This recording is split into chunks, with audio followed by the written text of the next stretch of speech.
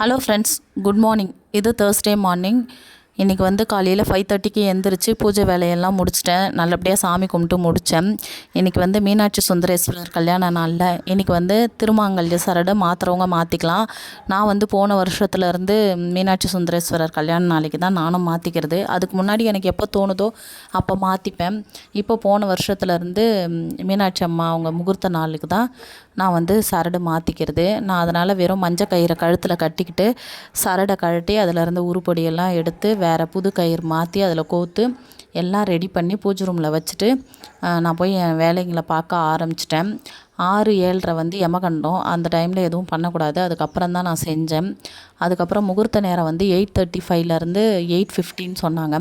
அந்த நேரத்துக்கு நம்ம டிவியை பார்த்துட்டு கரெக்டாக முகூர்த்தத்துக்கு எப்போ தாலி கட்டுறாங்களோ அந்த டைம் நம்ம கழுத்தில் எடுத்து சரடை மாட்டிக்க வேண்டியது தான். சரி, நம்ம எல்லாம் ரெடி பண்ணி வச்சுட்டா தான் கடைசி நேரத்தில் அவசரமாக செய்ய முடியாது. அப்படின்றதுனால நான் வந்து 8 மணிக்காக எல்லாம் ரெடி பண்ணி பூஜை ரூமில் வச்சுட்டு நான் போய் என் வேலைகளை பார்க்க ஆரம்பிச்சிட்டேன். பசங்க ஸ்கூல் போகும்போது வாரத்தில் ஒரு நாள் கண்டிப்பாக சுக்கு அரைச்சி கொடுப்பேன். இப்போ லீவில் இருக்காங்களா, லேட்டாக எழுந்திரிக்கிறாங்க, அரைச்சி கொடுக்கவே முடியல.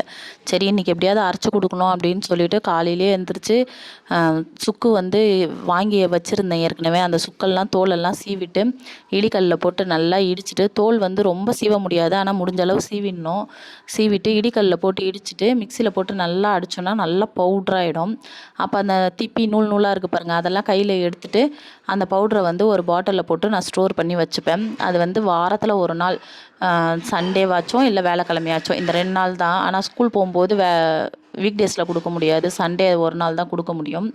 அப்போ என்ன பண்ணுவேன்னா, இந்த பவுட்ரை எடுத்துகிட்டு கூட வந்து நல்லா ஒரு 2 ஸ்பூன் அளவு சீரகம், 2 பல் பூண்டு, நல்ல பெருங்காயம் கொஞ்சம் நிறைய, மிளகு வந்து 11 மிளகு. ஏன்னா சுக்கே ஆல்ரெடி காரம் இல்லை, மிளகு நிறைய சேர்த்தோன்னா இன்னும் நிறைய காரம், வயிறு வலி வந்துடும்.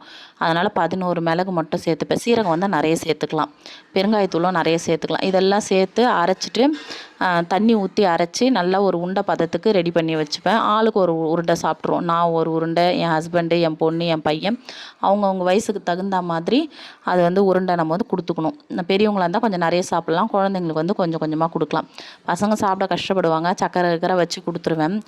இவங்க வந்து நிறைய ஸ்நாக்ஸு கடையில் விற்கிறதெல்லாம் வாங்கி சாப்பிட்றாங்கல்ல. இந்த சுக்கு வாரத்தில் ஒரு நாள் கொடுத்தா நல்லா டைஜஸ்ட் ஆகும். வயிறு மந்தப்பட்டிருந்தால் சரியாயிடும், மோஷன் வந்து ஃப்ரீயாக போகும், சளி கிளி இருந்தாலும் சரியாயிடும். உடம்புக்கு ரொம்ப நல்லது, வயிற்றுக்கு குடலுக்கு ரொம்ப நல்லது. அதனால் வீக்லி ஒன்ஸ் கண்டிப்பாக இதை அரைச்சி கொடுப்பேன்.